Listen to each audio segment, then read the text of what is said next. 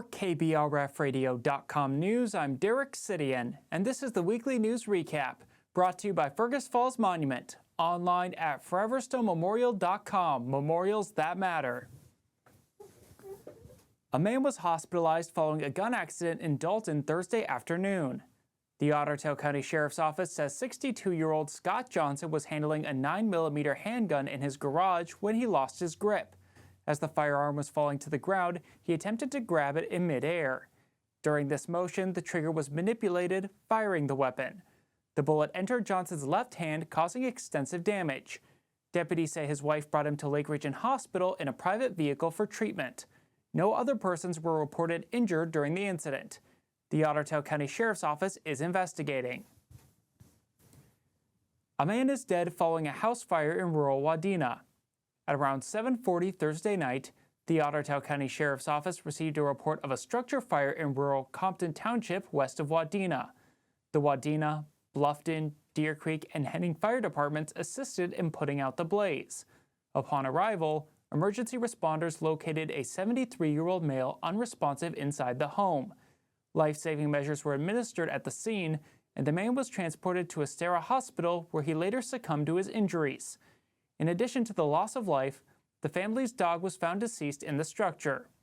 Deputies say the residence is a total loss. The cause of the fire remains under investigation by the State Fire Marshal's Office and the Sheriff's Office, but is believed to be non-suspicious in nature.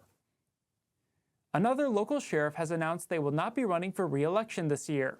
The Grant County Sheriff's Office announced on Wednesday that it would be holding a retirement party for Sheriff John Combs on February 25th from 3 to 6. Combs has served in law enforcement for 32 years and is in his first term as sheriff. This follows similar retirement announcements from Wadena County Sheriff Michael Carr and Becker County Sheriff Todd Glander. Ottertail County has been named the winner of the 2025 Minnesota County Engineers Association Award, Special Project of the Year Award for the Heart of the Lakes Trail. The award recognizes the county's completion of a 30-mile trail connecting Perham and Pelican Rapids through Maplewood State Park. The trail is fully separated from vehicle traffic, creating a safe space for cyclists, runners, hikers, and others to enjoy. County Commissioner Wayne Johnson said, quote, "This trail connects our communities and gives families a safe place to be active outdoors. It is truly a gem in our county," end quote.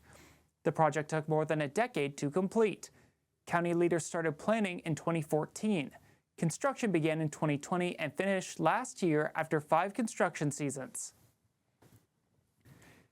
Congresswoman Michelle Fischbach says more than $9 million in federal funding is going to 11 infrastructure projects in Minnesota's 7th District. Of the $9 million, $1,750,000 will be going to the City of Elizabeth to overhaul aging water and sanitation systems. These funds will address urgent infrastructure failures, protect local groundwater, and ensure the long-term health and safety of the community.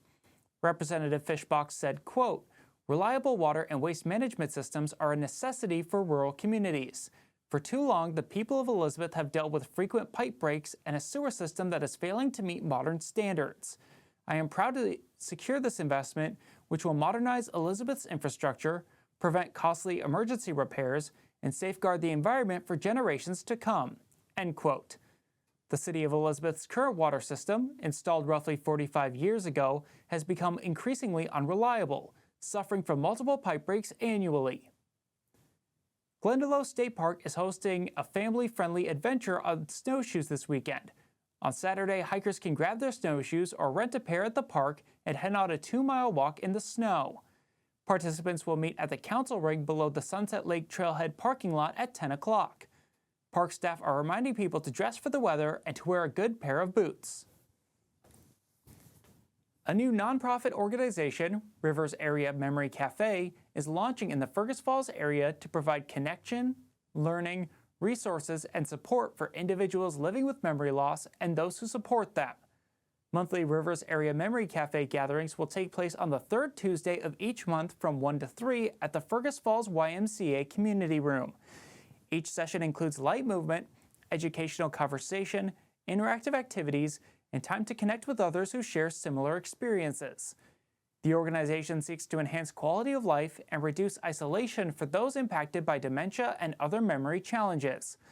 While Fergus Falls is the organization's initial gathering location, Rivers Area Memory Cafe has goals of expanding to additional meeting sites in surrounding communities, increasing access to supportive, relationship-centered programming across the region. Organizers are looking forward to announcing a Breckenridge location in the near future. This has been the Weekly News Recap, brought to you by Fergus Falls Monument, online at foreverstonmemorial.com, memorials that matter. For KBRFradio.com News, I'm Derek Sidian. Tune in at 5 o'clock every Friday afternoon on KBRFradio.com or on the Fergus Now app to stay up to date with local news. Find more stories on KBRFradio.com. Sign up for email news sent right to your inbox, delivered by Cooper's Office Supply.